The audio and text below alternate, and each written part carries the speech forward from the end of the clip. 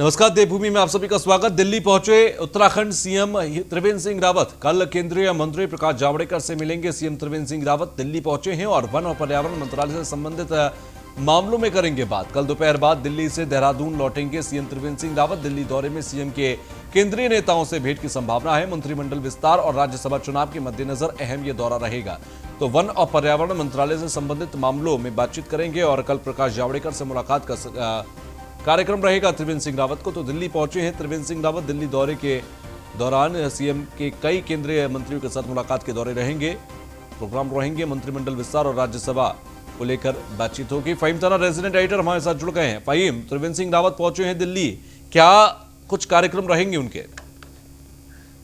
देखिए तुषार, घोषित रूप में है या कहें कि उजागर रूप में है, वो ये कि अभी केंद्रीय मंत्री प्रकाश जावड़ेकर जिससे उनकी मुलाकात है और उसमें वन और पर्यावरण से जुड़े हुए कई मामले हैं जिनको से बात होनी है। राज्य सरकार के प्रस्ताव हैं, उनमें सहमति चाहिए मंत्रालय की। और इसमें अगर मुख्य तौर पर देख लें तो एक तो राष्ट्रीय राजमार्ग से संबंधित है जिसमें वन पर्यावरण की अनुमति की जरूरत है, वन मंत्रालय की जरूरत है, वो पेंडिंग्स है। और दूसरा एक जौलीग्रांट एयरपोर्ट की विस्तारीकरण का मामला है जिसमें सैद्धांतिक सहमति हो चुकी है और चूंकि उसमें वन भूमि काफी आएगी, पेड़ों का कटान होना है, उसमें वन मंत्रालय पर्यावरण के नजरिए से भी सहमति होनी है। तो तमाम पहलू हैं, मामले हैं, इनको लेकर के बातचीत संभव है। और दूसरा, अगर मुख्यमंत्री के दौरे के हिसाब से देखते हैं तो मंत्रिमंडल विस्तार को लेकर के नवरात्र के इसी समय चल रहा है और इसी समय मुख्यमंत्री ने संकेत दिए थे मंत्रिमंडल विस्तार को लेकर के 3 सीटें खाली हैं, तो उसमें केंद्रीय नेतृत्व से बातचीत होनी है, मुलाकात होनी है।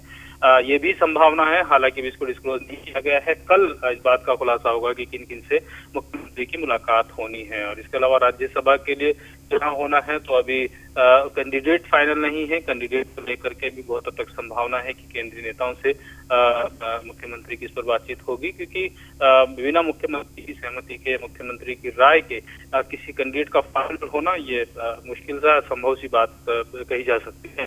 तो लिहाजा इस पर नजर बनी हुई है, क्योंकि कई लोग हैं जो टिकट के दावेदार हैं। कुछ स्वाभाविक तौर पर दावेदार माने जा रहे हैं और कुछ की दावेदारी है। तो उस नजरिए से देखते हैं तो अहम दौरा ये मुख्यमंत्री का है दिल्ली का।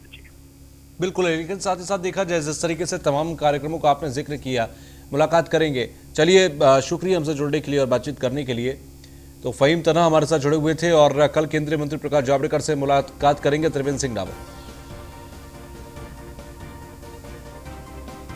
तो कल दोपहर बाद दिल्ली से देहरादून वापस लौट जाएंगे और दिल्ली दौरे में सीएम के केंद्रीय मंत्रियों से मुलाकात का ये पूरा कार्यक्रम रहेगा।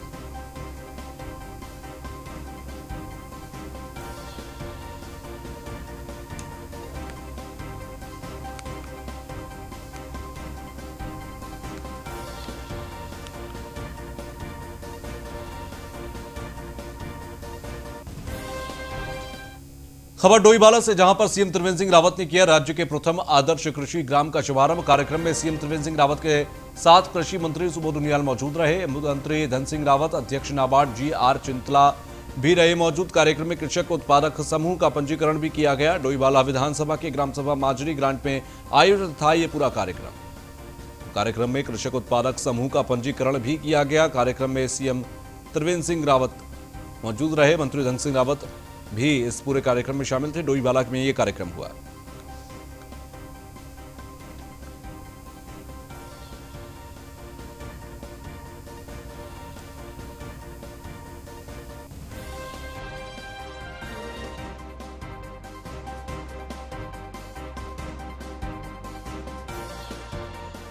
योजनाएं कृषि उद्यान के क्षेत्र में आई हैं, वो इस बात का प्रमाण है कि अगर कोई लगन से किसी काम को करता है, अपना समझ लेता है, उसके साथ उसका अपनत्व जुड़ जाता है, तो कोई भी काम ये कठिन नहीं होता है। विलेज का जो कॉन्सेप्ट है ये निश्चित रूप से उत्तराखंड में एक सहकार भाव से कृषि करने के लिए एक नया एग्जाम्पल भविष्य में हम लोग कह सकेंगे। IMA विलेज कॉन्सेप्ट उत्तराखंड सरकार का एक बहुत बड़ा एक एक्सपेरिमेंट है। इसका वजह से पूरा देश में और पूरा राज्य में जितना भी गवर्नमेंट सरकारी स्कीम्स होता है, अगर वो सरकारी स्कीम सबको अगर एक विलेज में इम्प्लीमेंट, एक इंटीग्रेटेड विलेज कर दिया तो उसका फ़ायदा कैसा होता है करके देखने का ये पूरा प्रयास है।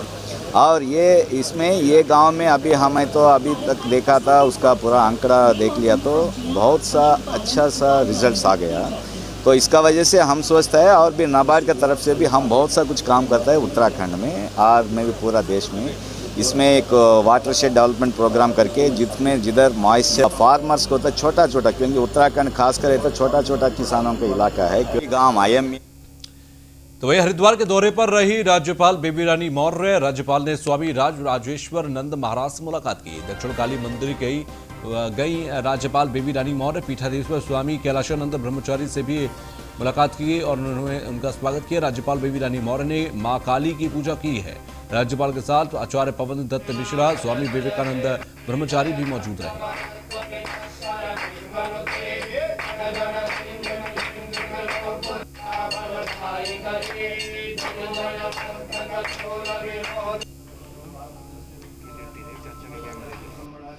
मैं उत्तराखंड के सभी भाई बहनों को नवरात्रों की बहुत बहुत शुभकामनाएं देती हूँ।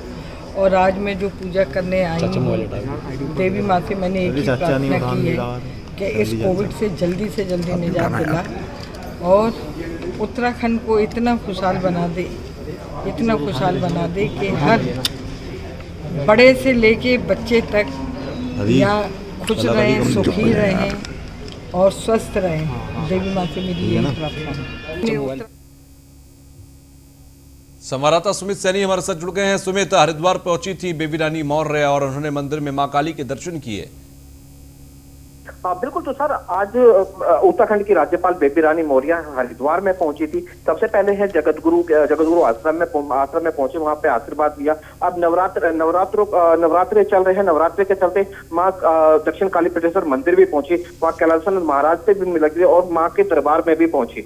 और बिल्कुल उन्होंने साफ तौर पे जो प्रार्थना की है कि कोरोना काल चला है, कि कोरोना के चलते तमाम जो सारी व्यवस्थाएं सब ठप चुप हो चुकी थी, तो जल्द से जल्द इससे भी जब छुटकारा मिल जाए, और माँ के चरणों में अपने नमन किया।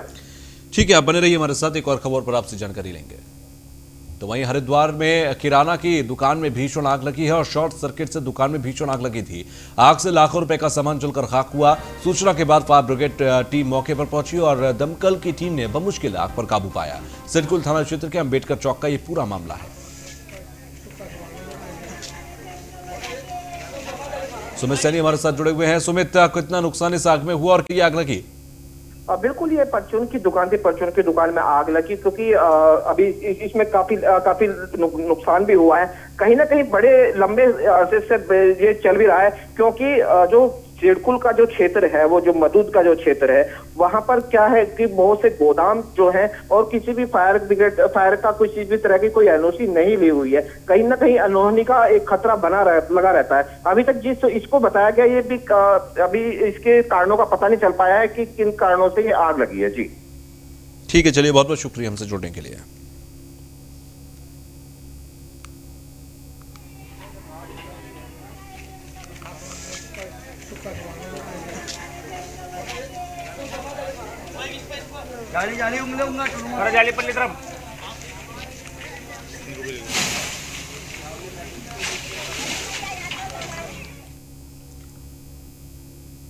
तो वहीं जसपुर से खबर, शॉर्ट सर्किट से दुकान में लगी आग लगने से बाजार में मची भगदड़। दुकानदार को हजारों रुपए का नुकसान हुआ। सूचना के बाद भी नहीं पहुंची दमकल विभाग की टीम।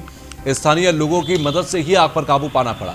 दमकल विभाग के प्रति ग्रामीणों में काफी आक्रोश देखा गया। ये तस्वीर आप देखिए, दुकान में आग लगी, घंटों तक वहां पर आग लगी रही। ग्रामीणों ने अपने प्रयासों से ही यहां पर आग को बुझाया, लेकिन दमकल की गाड़ी नहीं पहुंची।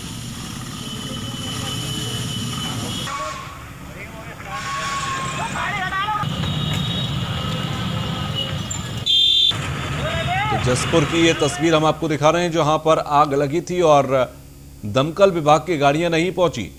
इस पर खासा आक्रोश यहां पर जसपुर निवासियों में है।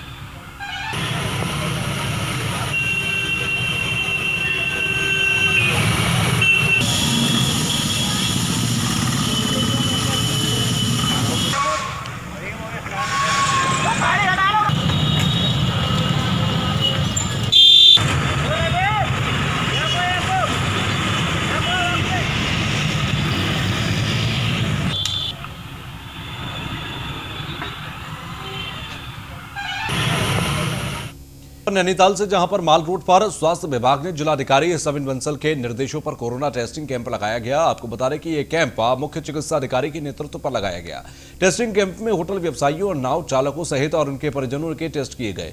मुख्य चिकित्सा अधिकारी के एस धामी ने बताया कि आने वाले दिनों में सार्वजनिक स्थलों और नगर के सभी वार्ड में प्रतिदिन टेस्टिंग कैंप लगाए जाएंगे।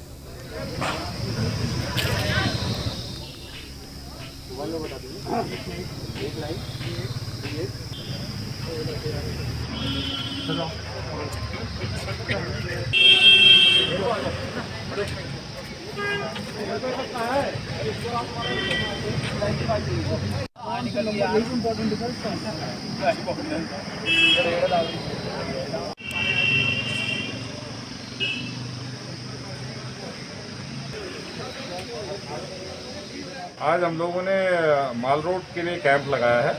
इसमें माल रोड के सारे व्यापारी और होटलेरियंस हैं, इन लोगों को बताया गया है। करीब 150 से 200 लोगों का हमारा टारगेट है। मैक्सिमम लोगों को RT-PCR टेस्ट करना है आज हम लोगों को। आज हम लोगों ने माल रोड के लिए कैंप लगाया है। इसमें माल रोड के तो वहीं लालकुआ में आए दिन रोजाना रात को जंगलों से शहर की तरफ हाथियों का आतंक लगातार जारी है और भूखे प्यासे हाथी गन्ना, गेहूं और अन्य तरह की फसलों को नुकसान पहुंचाते हैं। इसके अलावा हाथी का रौद्र रूप इंसानों के ऊपर भी देखने को मिलता है। कुछ समय पहले हाथी ने कुछ लोगों को मौत के घाट उतार दिया था। फिर भी हाथियों का आतंक लगातार जारी है। जब जंगलों में कुछ खाने को नहीं मिलता, जिसकी वजह से रात में हाथी शहर का रुख करते हैं और अपनी भूख प्यास मिटाकर समय से वापस जंगल की ओर चले जाते हैं। इस बीच कुछ घटनाएं हुई हैं जिसमें तराई केंद्रीय वन प्रभाग से रोड पार करके तराईपुरी वन प्रभाग में कुछ हाथी कुछ लोगों के आबादी क्षेत्र में खेतों में चले गए हैं। तो उनको प्रायोरिटी के बेसिस पे जहाँ पे भी हाथियों द्वारा नुकसान किया गया है उन्हें मुआवजा देने की कार्रवाई जो है वो कंपनसेशन दिया जा रहा है। और इस बात के प्रयास किए जा रहे हैं कि उन क्षेत्रों में पुनः खाई इत्यादि खोद दी जाए ताकि हाथियों का। तो वहीं मुख्यमंत्री त्रिवेंद्र सिंह रावत की विधानसभा डोईवाला में उत्तराखंड क्रांति दल ने अपनी सक्रियता बढ़ा दी है। इसी कड़ी में डोईवाला नगर पालिका के वार्ड संख्या 11 केशवपुरी में उत्तराखंड क्रांति दल ने बैठक की, जिसमें लोगों की समस्याओं को सुना और उनके निदान के लिए लोगों को भरोसा दिया। साथ ही यूकेडी नेता शिव प्रसाद सेमवाल ने कहा कि लोगों की मदद के लिए यूकेडी हमेशा तत्पर रहता है और इस दौरान नेता शिव प्रसाद सेमवाल की मौजूदगी में लगभग 30 लोगों ने यूकेडी में शामिल होकर पार्टी को मजबूत बनाने का संकल्प लिया और सदस्यता में शामिल हुए। बारिश होती है तो पानी बह जाता है। विकास के नाम पे क्या हुआ है, मैं ये जानना चाहता हूँ। केशव बस्ती में आए थे यहाँ, और यहाँ पर उत्तराखंड क्रांति दल के प्रति हमारी क्षेत्र की जनता में बेहद उत्साह है। और जनता जो 20 सालों से विभिन्न राष्ट्रीय पार्टियों के द्वारा छली जाती रही हैं, तंग आकर के हमारी क्षेत्र के जो वार्ड नंबर 11 के अध्यक्ष हैं पेशकार जी, इनके समर्थन में काफ़ी सारे लोगों ने यहाँ पर ज्वाइन किया है। लगभग 30 के करीबन लोग जो है ज्वाइन किए हैं। और हमने आज यहाँ पर हमारे जो नगर महामंत्री हैं, नगर अध्यक्ष जी हैं, उनकी ओर से उनकी संस्तुति पर एक तो नगर महामंत्री जी की घोषणा की है और एक वरिष्ठ उपाध्यक्ष नगर।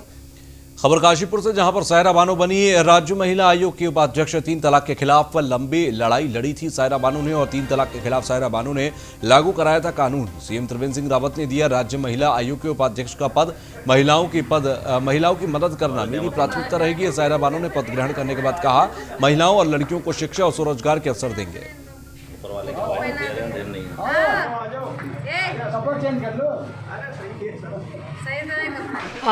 मैं ये कहना चाहती हूँ, जैसे बीजेपी पार्टी ने हमारे जो मुख्यमंत्री हैं सीएम रावत और प्रदेश अध्यक्ष जो हैं बंसीधर भगत, उनका मैं शुक्रिया अदा करना चाहती हूँ जो उन्होंने मुझे एक छोटी सी कार्यकर्ता को इतना इस जिम्मेदारी से नवाजा, और मैं बहुत बहुत शुक्रिया अदा करना चाहती हूँ। मैं ये जो प्राथमिकताएं जो होंगी, जो घरेलू वायलेंस होते हैं और डाइवोर्स केसेस होते हैं, जो आपसी लड़ाई झगड़े होते हैं, उनको प्राथमिकता। तो वहीं कोटद्वार में कोतवाली में मनाया गया पुलिस स्मृति दिवस। कार्यक्रम में पुलिस अधिकारी और कर्मचारी मौजूद रहे। शहीद पुलिसकर्मियों को दी गई श्रद्धांजलि। कोटद्वार के 3 शहीद के परिजनों को सम्मानित किया गया। एएसपी प्रदीप रॉय ने परिजनों को शॉल देकर सम्मानित किया।